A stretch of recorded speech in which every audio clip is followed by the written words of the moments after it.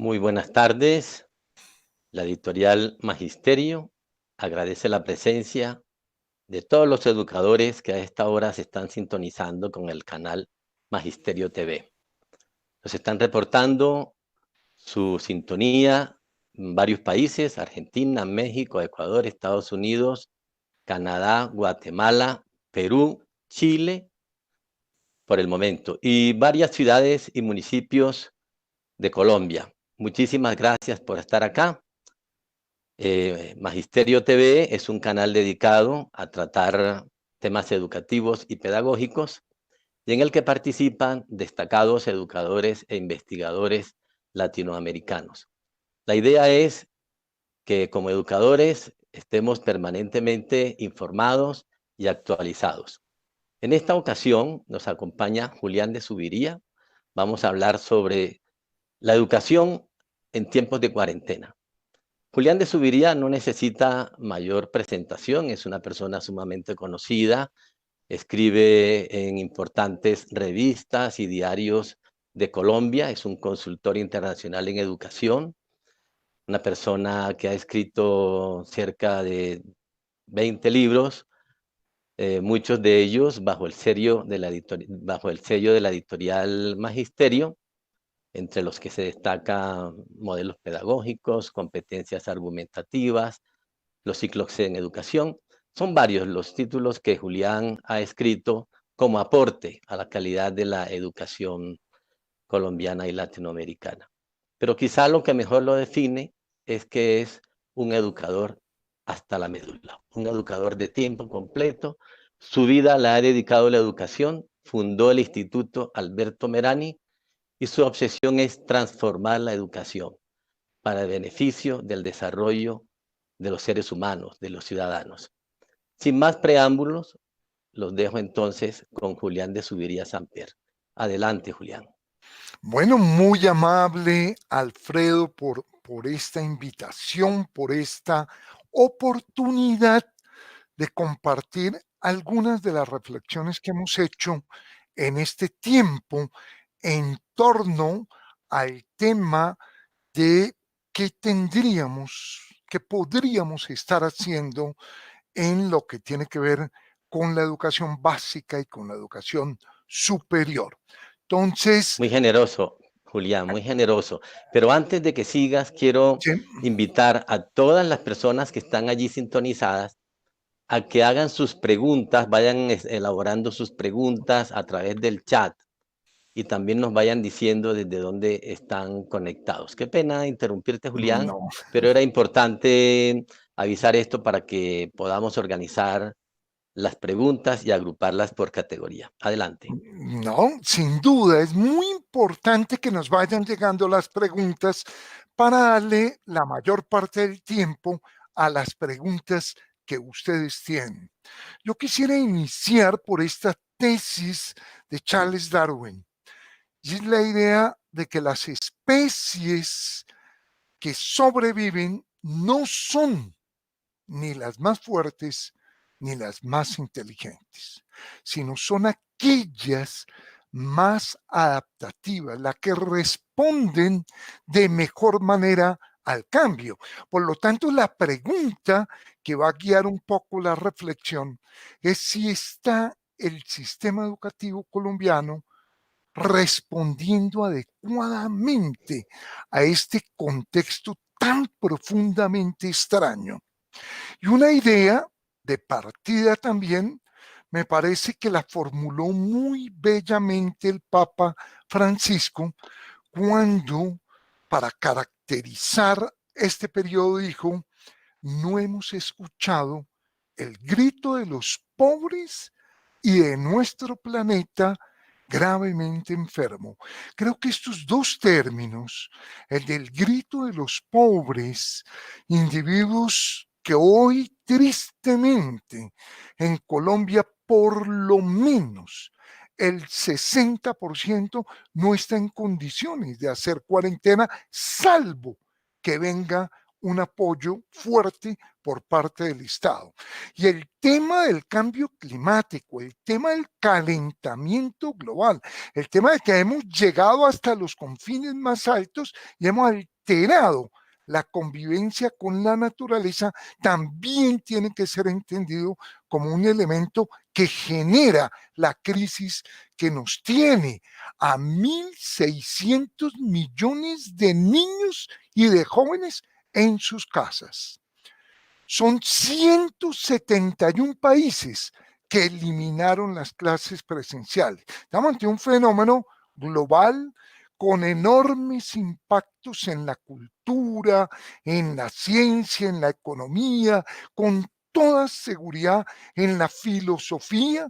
Volveremos muy probablemente a las preguntas fundamentales en torno al sentido de la vida, y creo que la parte compleja es que van a estar en tensión tanto la posibilidad de la esperanza de cambiar, de priorizar la solidaridad, los nexos, de dejar este consumo y esta vida tan frenética en la que nos han envuelto en la última época, lo que llamaban muy bellamente Pepe Mujica, la idea de viajar un poco más liviano de equipaje, pero esa esperanza se conjuga también con el miedo, la posibilidad de que se refuercen los gobiernos cada vez más autoritarios, que se violen las libertades individuales.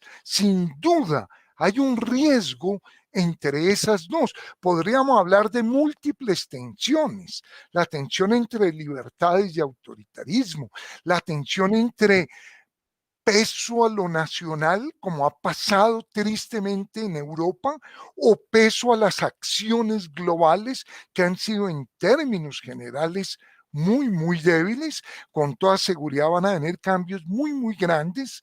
El teletrabajo, los movimientos ecologistas, pues fueron quienes nos advirtieron de estos problemas. Creo que queda muy mal librado después de esto todos quienes desarmaron la salud pública, quienes privatizaron la salud, quienes le quitaron recursos. Recuerdo hace 3 años una discusión donde le quitaron 1,3 billones a investigación científica para trasladarla a la construcción de vías. Pero el tema que hoy nos convoca, este es un marco, pero el tema es: ¿y esto qué impactos va a tener en la educación? Yo estoy totalmente seguro, porque distintas fuentes me lo han dicho, los maestros siguen relacionándose de todas las maneras con sus estudiantes y hacen todo el esfuerzo posible, pero voy a mostrar que ha faltado lineamiento general para poder resolver el problema de 10 millones de niños que hoy están sin clases. Y la pregunta que yo voy a dejar, y que también va a orientar la reflexión, es si podemos aprovechar una circunstancia como esta para transformar la educación. El principio rector es que la educación es un derecho. Y si la educación es un derecho, ningún niño, ninguna niña, ningún joven puede quedarse sin el derecho a recibir una educación de calidad.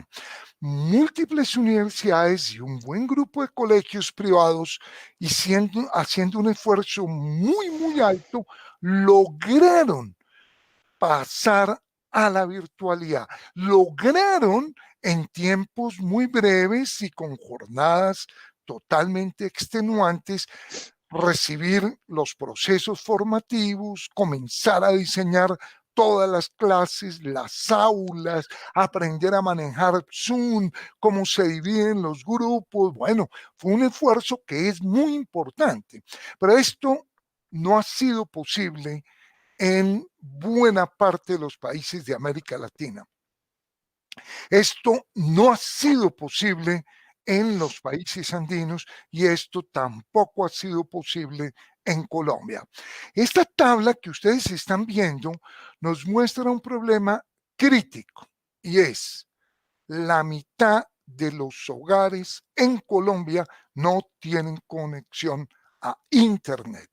Y si ustedes miran esta parte en la pantalla a su derecha, ustedes van a ver que a nivel rural, los centros menos poblados, prácticamente no llega el Internet. Aquí estamos ante un problema de una enorme inequidad, como decía el Papa, es el grito de los pobres.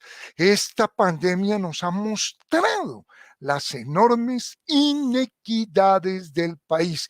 Muestra cómo a nivel nacional el 40% de los hogares tienen conexión a Internet. En las cabeceras el porcentaje es un poco más alto. En estas condiciones no es posible pensar a nivel nacional para los 10 millones de estudiantes de una educación pública básica virtual. El problema no es solo la conectividad, que es el cuadro anterior. Ya está excluido la mitad de los hogares, obviamente son los que corresponden a estratum 2, 3. El problema es, ¿y qué tal es la calidad de la conexión? Yo puedo tener internet, pero intermitente, o con bandos de ancha muy pequeños, o puedo tener internet, pero en la casa no haber computador, o puede haber un computador y ser 4 hermanos y no tener todos la posibilidad de utilizarlo durante las clases. O podemos tener los computadores, pero no estar preparada la educación pública, y la educación pública no está preparada para la virtualidad. Esto requiere unos procesos de formación de los maestros, requiere un apoyo muy grande para poder diseñar todos los programas, todas las aulas, todas las bibliotecas, las videotecas complementarias, cómo sube el estudiante el trabajo, cómo lo devuelve el profesor. Por lo tanto, es mucho más que solo tener internet.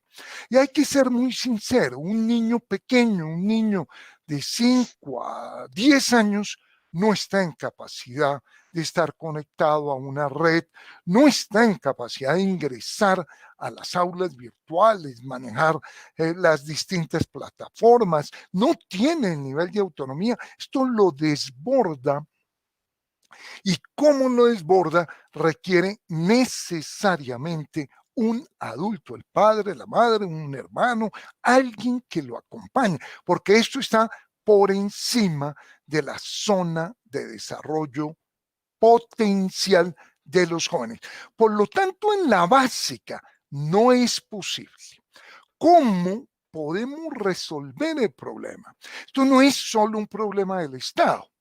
Esto es un problema del Estado, del sector privado, de los docentes, de los rectores, de la sociedad en su conjunto, de los padres de familia. Entonces yo quisiera plantear algunos lineamientos de lo que podría hacer cada uno. En Colombia, en los países andinos, tiene que ser el eje en este momento la televisión pública y la radio. Hay muy buenos programas de televisión pública, hay excelentes materiales, por ejemplo, de actualidad, de ciencia, de historia, pero para eso se requería una comisión de expertos, una comisión de rectores, de profesores, gente de la cultura, expertos de la televisión, de la radio, para que hubieran hecho una selección muy completa. Pero no se hizo porque el ministerio mandó a vacaciones a los rectores y a los profesores. Cuando tomó esa decisión, era el momento de haber diseñado un plan muy claro que ya tendríamos en este momento. En ese sentido acertó Bogotá, porque Bogotá no los envió a vacaciones, sino los puso a pensar, y por eso se ha avanzado. Aún así, yo estuve viendo ayer y hoy cuál es la conexión, cuál es el rating de las personas que están vinculadas a la televisión, y el dato que uno puede estimar ayer y hoy es que de los 10 millones está conectado menos del 1%. Entonces la pregunta es, ¿y el derecho a la educación del otro 99%? Insisto, no solo en televisión, insisto también de que esa televisión tendría que estar pensada para que los canales regionales, articuladamente con los canales públicos nacionales y articuladamente con los canales privados, dieran una solución. Eso no se ha hecho y ya pasó 1 mes y 4 días desde que iniciamos la cuarentena, por lo tanto estamos en mora. Y el radio cumpliría un papel importantísimo en muchas regiones rurales, por ejemplo, y en ciudades cumpliría un papel extraordinario en la formación de los padres de familia, que son otros de los elementos de la comunidad que hay que tener en cuenta. El caso de la universidad es distinto a la básica y yo creo que aquí también cabe y sería muy importante el grado 11. Las universidades sí lograron pasar a una educación virtual. Las grandes universidades tenían enorme experiencia en esto y eso les permitió dar el salto hacia la virtualidad. El problema delicado fue el que mostraba en la tabla anterior, y es que la mitad de los hogares no tienen acceso a Internet. Por eso los jóvenes del Parlamento andino han lanzado este numeral de Internet para estudiar. Tienen toda la razón. Y muchas personas en distintos lugares hemos venido insistiendo en lo mismo. Los jóvenes universitarios de estratos 1, 2 y 3 tendrían en este instante que tener derecho a la educación, y la única posibilidad es que se les garantice Internet gratuito. ¿Cómo? Mediante alianzas público-privadas.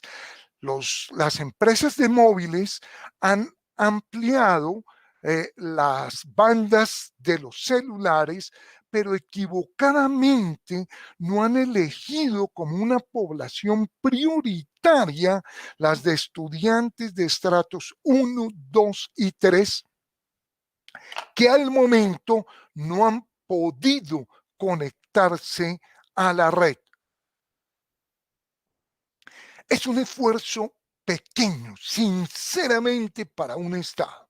Es un esfuerzo muy pequeño para las grandes compañías de teléfonos celulares, pero cambiaría la vida de muchos de los jóvenes.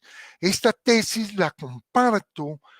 Hoy estuvimos en un Twitteratón en la mañana y una de las consignas que aparecía es: clases virtuales sin Internet son exclusión.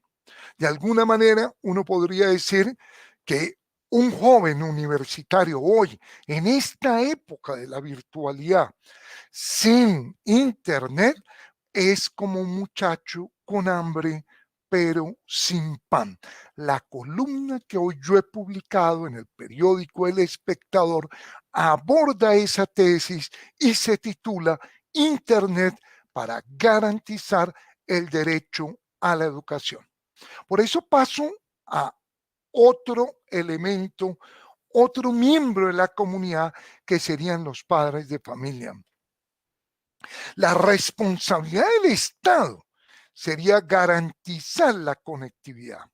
La responsabilidad del Estado sería garantizar muy buenos programas de televisión, muy buenos, de las distintas áreas correspondiente a los distintos ciclos. Esa es la responsabilidad del Estado.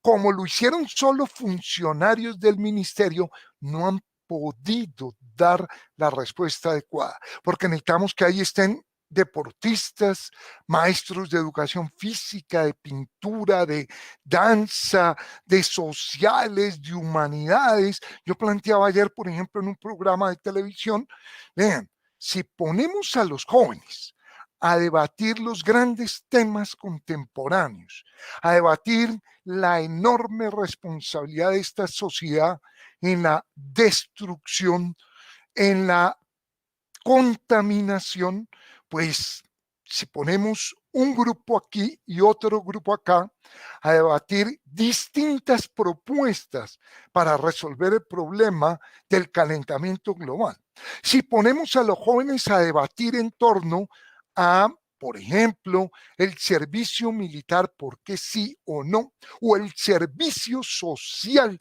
de los universitarios, por qué sí o por qué no, si los ponemos, por ejemplo, a debatir si los sacerdotes deberían o no tener hijos, si este país ha debido aceptar la reelección de presidencial o no, qué opción habría que hacer en este momento en Colombia. Tendríamos millones de jóvenes viendo la televisión. Esa es la responsabilidad del Estado que no se ha cumplido, entendiendo que es un proceso muy complejo y entendiendo que hay una enorme prioridad hacia salvar la vida. Eso es totalmente claro, pero el problema es que esta cuarentena puede durar un tiempo muy largo en el caso de los estudiantes, porque los estudiantes son los primeros en llegar a la cuarentena junto con los mayores de 70 y serán los últimos en retornar de la cuarentena. Entonces podemos estar hablando de 2, 3, 4 meses y por eso es que necesitamos lineamientos más claros a nivel de qué es lo que va a hacer el Estado, qué ruta va a tomar, cómo va a articular el trabajo de la televisión nacional con la regional para no duplicar los esfuerzos. Ahora pasemos a padres de familia.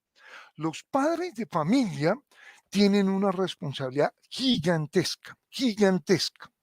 Los padres de familia han creído que los maestros están multiplicando las responsabilidades y las tareas, los deberes, y eso no es cierto. En realidad los maestros están enviando el 10% en general de las tareas que antes enviaban. Lo que pasa es que los padres se dan cuenta que un niño muy poco autónomo pues se demora muchísimo tiempo en responder. Yo creo que este es un periodo donde van a quedar muy bien valorado el trabajo de los docentes. Los docentes trabajamos con 30, con 40 muchachos. Los padres trabajan con 2, 3, pero también hay que entender, ellos siguen con sus responsabilidades. Y también hay que entender, esta cuarentena es muy compleja. Y también hay que entender, para un padre, un niño pequeño es muy difícil, muy difícil. Así tuvieran acceso al Internet, así tuvieran aulas virtuales, demandaría un tiempo muy, muy alto. Pero también me quiero referir en el caso de los padres a algunos potenciales riesgos que tenemos. Los padres de familia en un país como Colombia, con enorme frecuencia, creen, por lo menos un grupo muy grande, que el golpe, que el puño, que pegarle al hijo es muy favorable, que lo vuelve berraquitos, que los hace más duros de carácter y están confundidísimos esos padres. Más de la mitad de los padres en Colombia golpea a los hijos con cinturón, chancleta, con un palo, más de la mitad. Y en estos tiempos sí que es peligroso eso, porque como la convivencia es tan larga, la tensión aumenta y es muy probable que un padre autoritario golpee más. Para un hijo, vivir con un padre autoritario en este periodo, sinceramente, es una desgracia. Esos padres creen que enriquece, que forma, que endurece el carácter. Están totalmente equivocados, porque los niños, después de un golpe, claro que se vuelven obedientes, pero quedan dañados por dentro. Queda deteriorada su imagen, su autoconcepto, se vuelven más temerosos, más asolapados. Esos son los niños que en los colegios, por lo general, impulsan el bullying. Entonces, creo que es un llamado a los padres, entendiendo lo complejo para un padre, por ejemplo, que haga teletrabajo, que al mismo tiempo tenga que acompañar a su hijo menor. Es bien complejo. Y es el momento también de decirle a los niños que es el momento de aprender otras asignaturas como tendida de cama, como arreglo de la casa, barrer, servir la mesa, porque eso es la formación. Yo creo que están muy equivocados los padres y también los maestros que piensan que nos vamos a atrasar. No, en realidad, si hacemos bien las cosas, ese periodo puede ser profundamente formativo, positivo. Lo importante es que cada uno, el Estado ya hablamos, también los padres de familia que acompañen. Yo a los padres les pediría, antes de pasar a los maestros, muchísimo cuidado con el corazón de sus hijos. Sus hijos no están yendo a jugar, no pueden ir a los parques, no encuentran la voz cariñosa de un maestro, no encuentran las preguntas a sus profes, no encuentran el abrazo, el juego de fútbol con sus compañeros. Es algo bien, bien complejo. Entonces se requiere mucho énfasis a las emociones. El Merani va a lanzar muy pronto esta semana un espacio para el cuidado emocional. Es el trabajo que hemos hecho estos últimos 30 años y lo vamos a regalar. Estamos a punto de terminarlo. Por redes informaré muy brevemente cuando sale. ¿Y cuál es la responsabilidad de los maestros? Yo creo que los maestros tienen que seguir su responsabilidad de saber dónde están sus estudiantes, cómo están, qué ha pasado con cada uno de ellos. Los datos que tenemos de algunos sondeos muestran que un porcentaje grande de maestros lo está cumpliendo, grande. O sea, los maestros son muy responsables en ese sentido.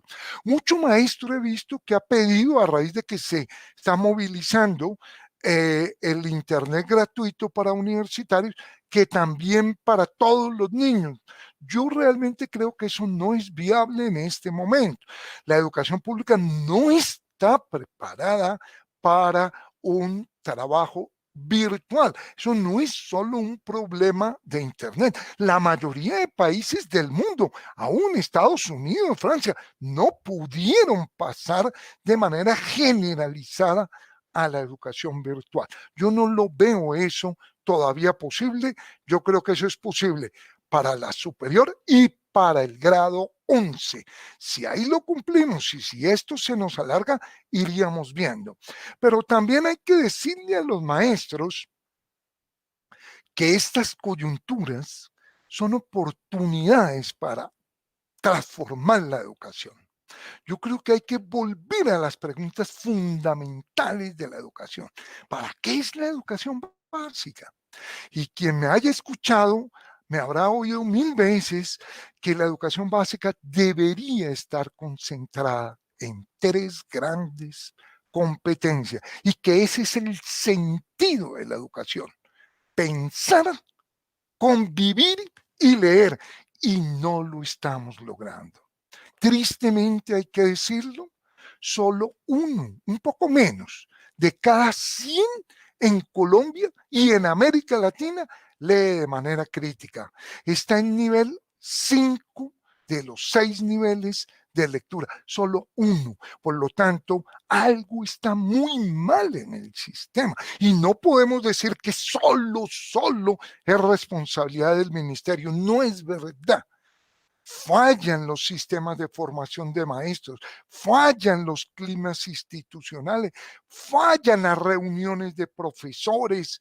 O sea, hay muchos más elementos. Entonces, mi invitación es a convertir la dificultad en una gran oportunidad para transformar la educación.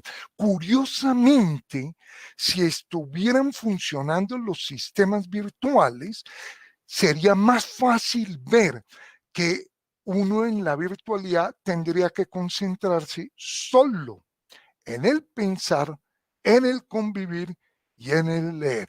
Creo que un maestro que se dedicara a sacar ecuaciones diferenciales de segundo grado, a los 12 segundos todos los estudiantes ya estarían desconectados. Que la matemática solo tiene sentido si desarrolla pensamiento, convivencia o lectura. Y lo mismo pasa con las ciencias y lo mismo pasa con las ciencias sociales. Yo termino con dos ideas. Uno, esta última. Es verdad que la educación es un derecho y por eso no puede parar. Eso es verdad. Sin embargo, no podríamos continuar haciendo lo que hemos hecho. Los modelos de transmisión de la información son dominantes en la educación de América Latina. Por eso los niveles de lectura son tan bajos. Por eso los niveles de argumentación son tan bajos.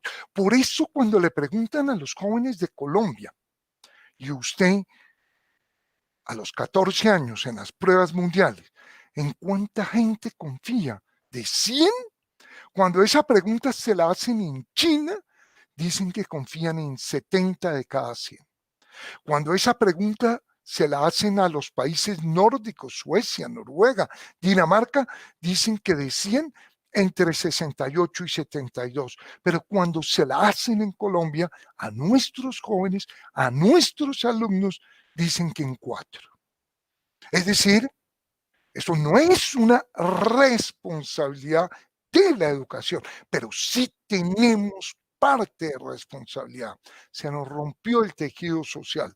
Indudablemente que la responsabilidad es gigantesca de la guerra, indudablemente, pero tenemos muchas cosas que hacer los docentes si en lugar de estar tan dedicados a aspectos tan puntuales, nos dedicamos a lo fundamental que es pensar, convivir, compartir. Y por eso esta idea la vamos a lanzar muy pronto a nivel nacional. En el Merani, un día al año se celebra la jornada del afecto. Cada niño le escribe a otro niño lo que quiera. Le da unas palabras bellas para reconocerle algo que no le ha podido decir. El Merani es una institución relativamente pequeña, 900 estudiantes. El año pasado circularon 50,000 mensajes de cariño y de afecto. Este año, en el 2020, en el extraño año del confinamiento generalizado, queremos proponerle a todo el país que en todos los colegios, que en todas las instituciones educativas, que en todas las familias y ojalá que muchas empresas y ojalá que muchas instituciones se haga una jornada nacional del afecto, una invitación a la esperanza, un mensaje donde los niños, los padres, los trabajadores escriban mensajes de esperanza a sus compañeros, hijos, padres, trabajadores. Esa es la invitación. Creo, y por eso hemos elegido la fecha, el 15 de mayo, que es el Día del Maestro. Yo estoy convencido de que una vez culmine la cuarentena, mucho padre de familia dirá, creo que ha sido el momento de reconocer el enorme papel que cumplen los maestros en el desarrollo de los estudiantes. Cuando ahora ellos, solo con 2 muchachos, piensen cómo será oír, orientar, resolver conflictos con grupos de 30 o de 40 estudiantes. Muchísimas gracias y pasamos a la parte más importante, que es a oír la voz de ustedes, qué preguntas han hecho y qué podemos resolver al respecto.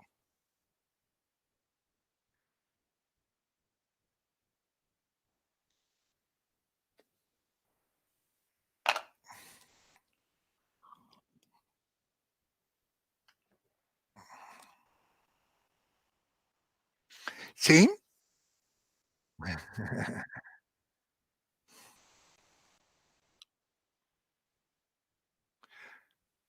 Tienes que prender el micrófono.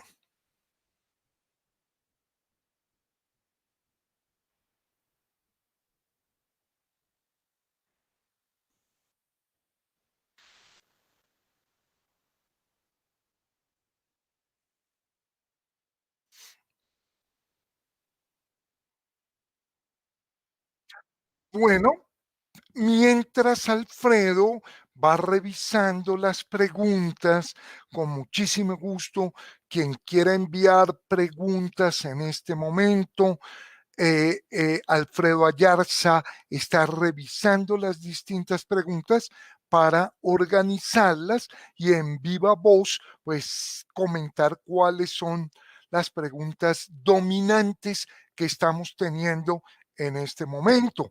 Yo, mientras, aprovecho para insistir 2 proyectos que estamos lanzando. Uno, un Cuidarium se va a llamar, es un espacio para el cuidado emocional, donde estamos subiendo podcasts, donde estamos subiendo artículos, videos, películas, libros que ayuden a los niños y a los jóvenes a su cuidado emocional.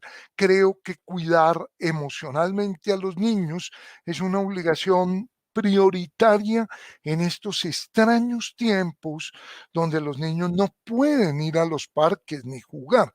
Y el otro, que era con el que terminaba, que en cada colegio, en este caso, que hoy la población dominantemente es de maestros, cada estudiante que quiera le envíe a otros estudiantes, a sus maestros, a sus directivos, a los trabajadores, y que los trabajadores a su vez hagan lo mismo, y que los profesores a su vez hagan lo mismo. Un mensaje de cariño, de afecto, un día del afecto, una jornada nacional del afecto. Entonces, yo le pido a Alfredo si tú tienes que nos puedas leer algunas preguntas. Sí, Julián, Sí, perfecto. Tengo varias preguntas de las personas que nos están oyendo. Mm, Beatriz Sánchez nos pregunta, ¿de qué manera llegar a docentes que continúan evaluando, calificando, como si nada estuviera pasando? muy bien. ¿Tienes otra que podamos ir y anoto 2, 3? Sí, sí, sí. Mateo Hernández nos pregunta, ¿cómo hacerles entender a los directivos de los colegios que no se puede reproducir la educación presencial en la educación virtual? ¿Quieres hacemos esas dos primeras? Perfecto.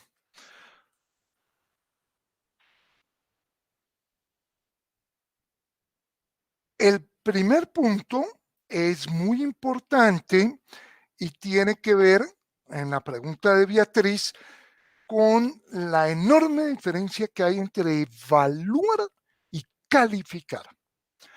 No es tiempo para calificar.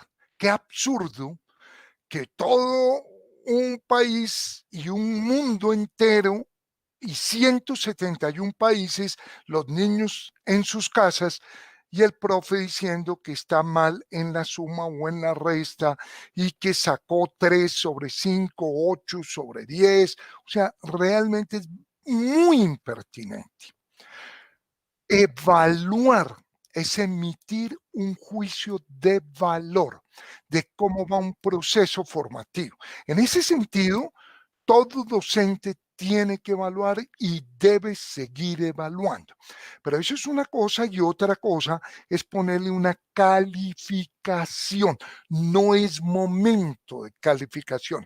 Francia, Reino Unido e Italia acaban de tomar la decisión de promover a los estudiantes.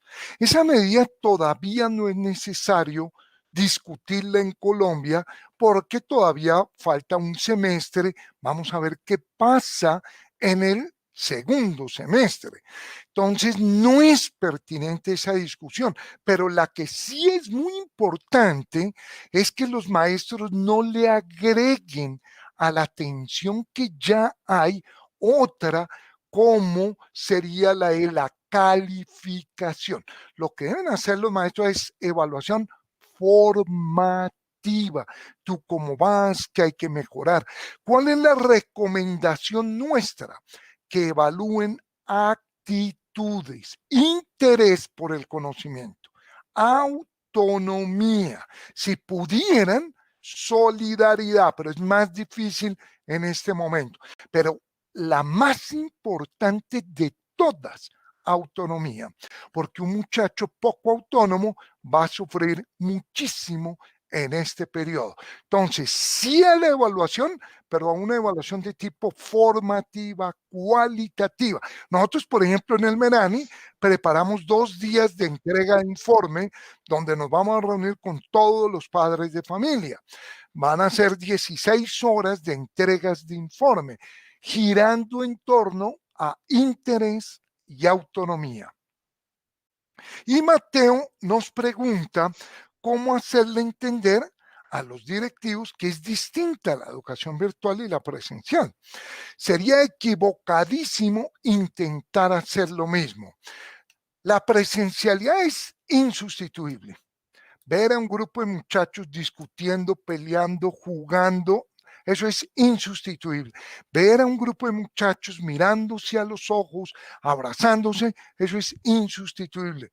Pero no lo podemos hacer en este tiempo. En este tiempo nos tocó pasar a otros modelos. Y los que lograron dar el salto a la virtualidad, pues hay que entender que no puede el niño estar conectado, mucho menos si es pequeño, 6, 7, 8 horas a un computador, sino que hay que bailar, cantar, jugar, pintar, escribir. Ojalá, si tienen internet, creen también un espacio para el recreo, un espacio para la cafetería, porque es que educar no es transmitir datos, educar es formar mejores ciudadanos. Y si lo hacemos bien, van a salir mejores ciudadanos y ganará la esperanza sobre el miedo. Alfredo, otra Muy bien, pregunta. Julián. Nos pregunta Ronald Ramírez, ¿qué tipo de actividades nos permiten desarrollar el pensamiento crítico? Y Diana Chiribi pregunta, ¿qué habilidades para la vida debemos fortalecer en esta época de pandemia y cómo? El nombre de la última es Diana Chiribi. Diana. ¿Cómo no? Bueno, a la pregunta de Ronald,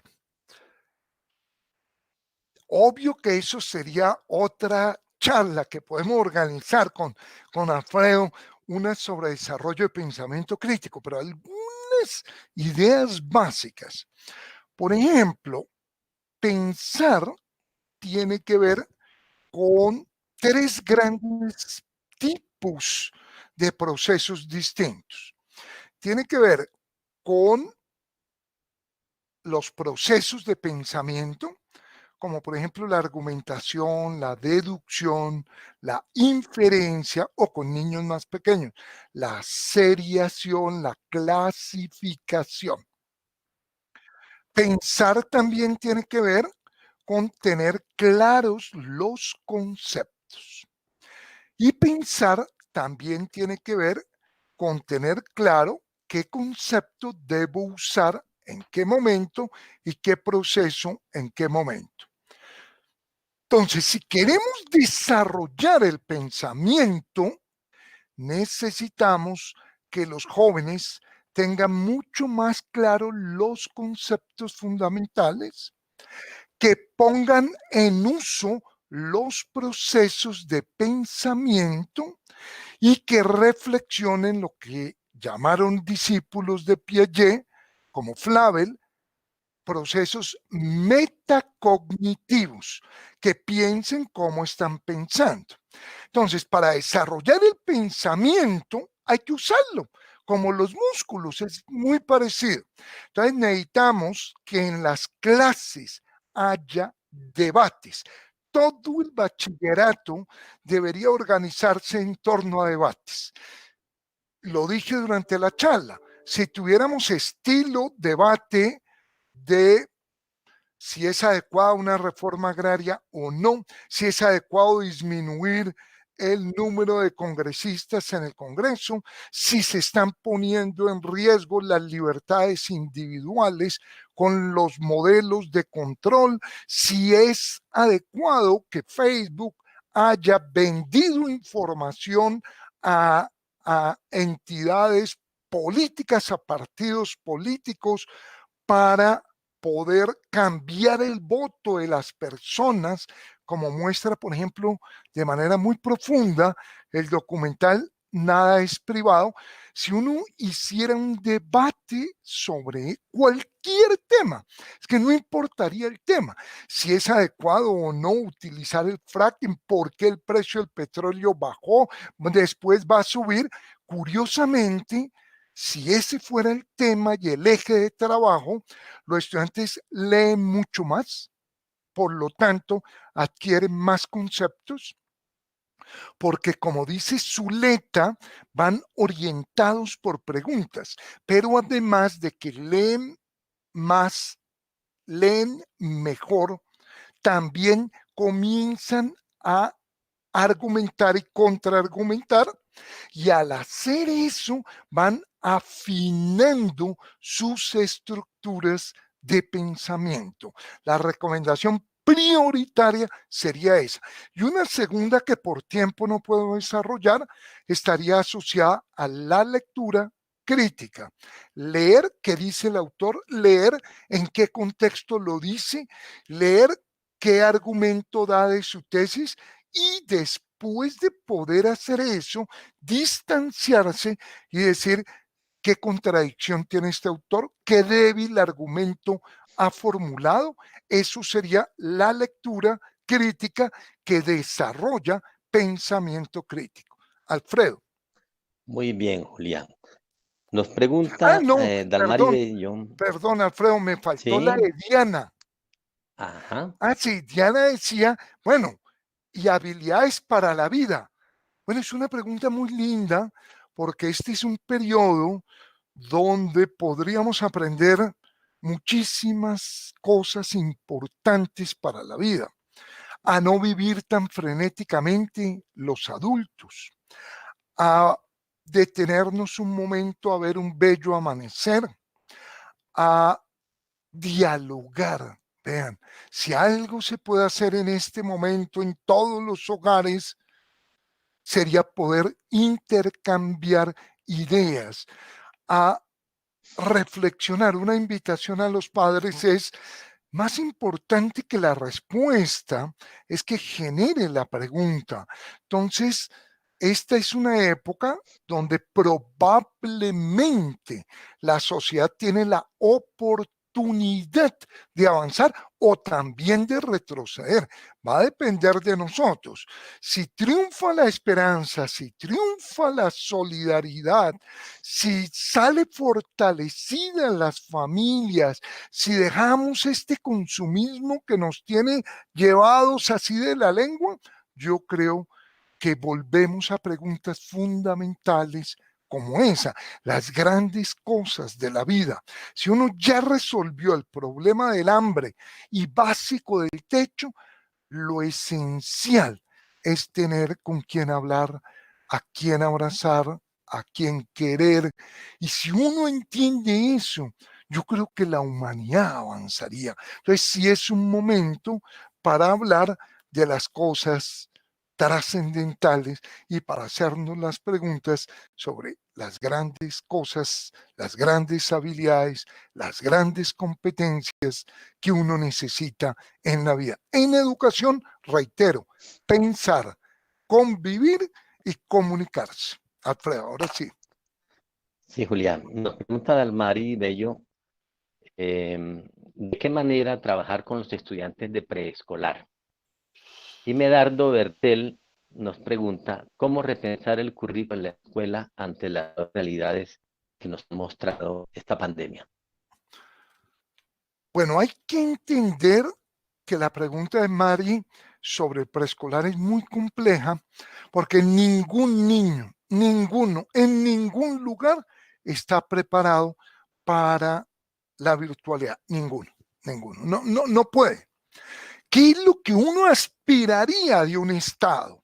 Si un Estado estuviera bien preocupado, hubiera hecho un trabajo muy bonito en la televisión, volviendo a grandes programas, incluso como Plaza Sésamo, volviendo a cuentos infantiles muy bien contados, narrados, a títeres con preguntas iniciales. Bueno, pero no lo hemos tenido, no ha habido ese trabajo bien sistemático, bien organizado.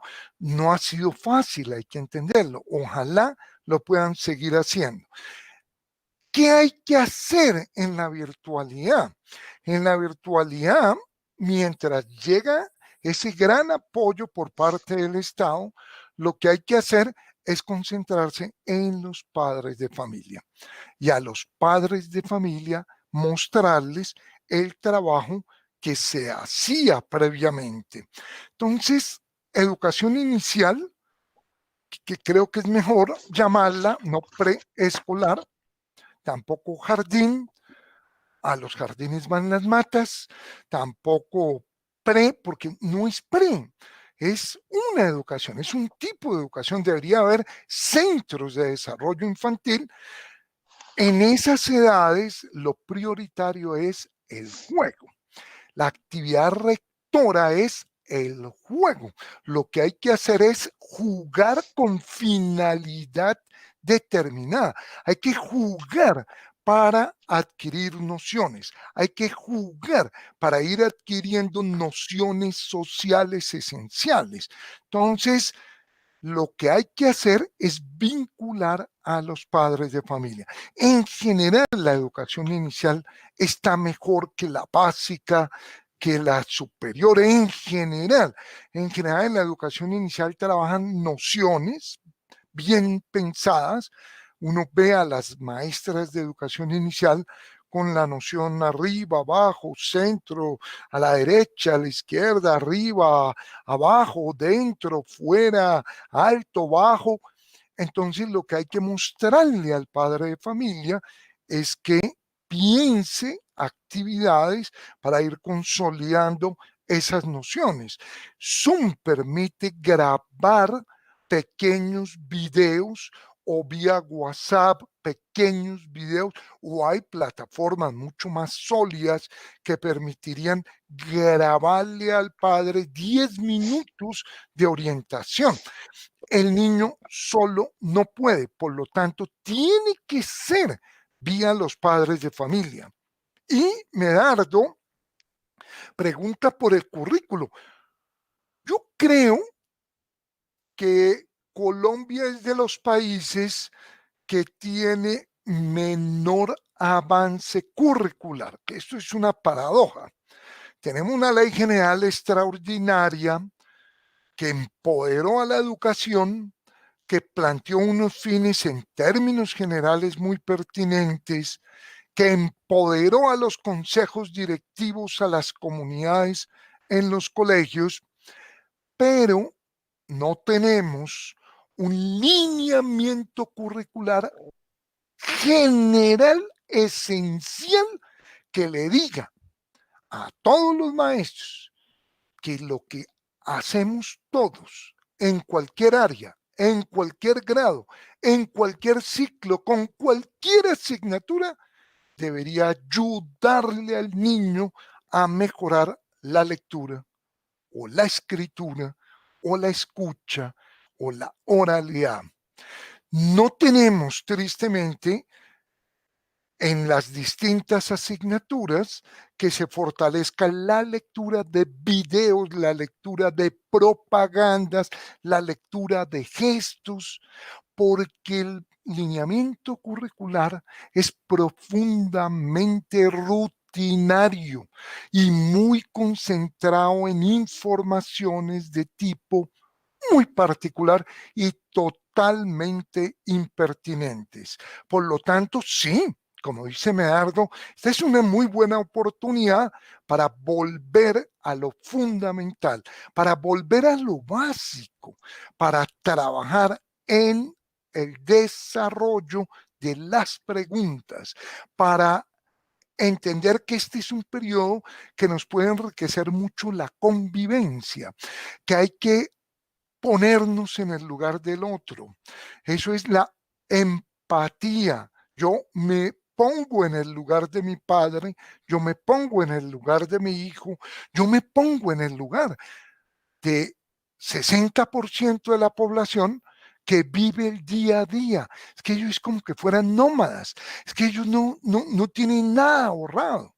Uno puede resguardarse en su casa, pero solo porque tiene unas enormes ventajas. La empatía es la posibilidad de ponerse en el lugar de los otros. Entonces yo creo que en este momento hay mil hechos, ponernos en el lugar de los venezolanos que tuvieron que retornar, ponernos en el lugar de un vendedor ambulante, ponernos en el lugar de un médico que tienen que protestar todos los días para que les den un tapabocas. Eso es empatía. También ponerme en el lugar de los padres de familia que les toca una tarea muy compleja porque les toca unos niños muy pequeños y sin televisión buena que los oriente, sin internet bueno que permita la comunicación con sus profes y compañeros, sin libros en sus casas. Todo eso se puede aprender. Si eso lo aprendemos, yo creo que esta crisis valió la pena porque saldrían mejores seres humanos, que es la tarea prioritaria de la educación. Alfredo. Muy bien, Julián. Antes de hacerte la última pregunta, porque ya el tiempo se está agotando, quiero invitar a todas las personas, todos los colegas que nos están sintonizando, a la próxima videoconferencia que transmitiremos pasado mañana a las 3 de la tarde. Se llama Estrategias para aprender en casa. Desconectados, conectados. ¿Quién la va a pronunciar? Sidney Carolina Bernal Villamarín, una profe de Bogotá, está nominada a Global Teacher Prize, una de nuestras grandes educadoras en Bogotá. Quiere compartir con nosotros todos sus conocimientos o parte de sus conocimientos en torno al tema que les acabo de anunciar. Y la última pregunta, entonces, Julián, la hace Milady Angarita y nos pregunta, ¿qué tendríamos que empezar a desaprender?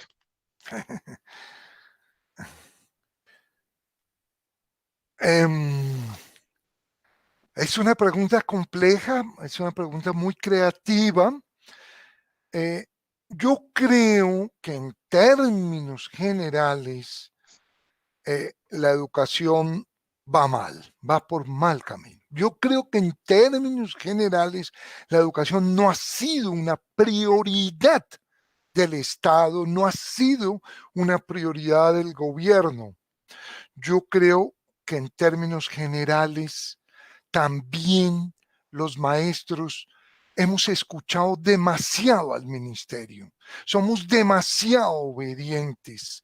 Yo invito a los maestros a desaprender la obediencia, porque la educación es un espacio para la libertad. ¿Cómo vamos a formar alumnos libres, creativos, con pensamiento crítico, si los docentes somos sumisos, doblegados ante el Ministerio de Educación. Yo realmente creo que hay que desaprender obediencia. Creo que hay que desaprender rutina. Las materias de los colegios se podrían llamar, no como hoy la llamamos con un nombre rimbombante: álgebra, historia universal, cálculo 1, sino se podrían llamar rutina 6, obediencia 5 y procesos mecánicos 4. Por lo tanto, mi invitación es a desaprender obediencia. Mi invitación es a desaprender tanta rutina. Esto nos enseña que sobreviven las especies más flexibles, más adaptativas, y lo mismo podría decirse de las instituciones. Las instituciones que saldrán fortalecidas de esto serán las que tengan un pensamiento más creativo. Yo felicito a los maestros que no oyen tanto al ministerio. Felicito a los maestros que no agachan la cabeza cada vez que viene una decisión. Vamos a crear la materia del tráfico, vamos a crear la materia de Simón Bolívar. No, yo creo que el ministerio no tiene la autoridad moral para orientar los procesos. Entonces, mi invitación es a desoír, a desaprender tanta rutina y tanta obediencia. Permíteme, Alfredo, yo quiero terminar felicitando a la cooperativa del magisterio. Creo, insisto mucho en esto, no es solo responsabilidad del Estado.